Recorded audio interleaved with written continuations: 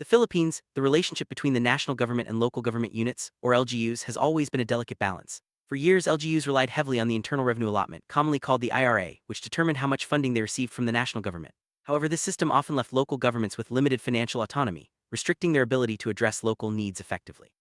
The landmark case of Mandanas versus Executive Secretary, decided by the Supreme Court in 2018, would soon change this landscape. Let's explore how this pivotal decision reshaped fiscal federalism in the country and empowered LGUs like never before. Heart of the Mandanas case was a challenge to the existing formula for the Internal Revenue Allotment. Petitioners argued that the IRA should be computed based on all national taxes, not just those collected by the Bureau of Internal Revenue. The Supreme Court agreed, ruling that local governments are entitled to a much larger share of national taxes. This decision significantly increased the funds available to LGUs, granting them greater financial independence.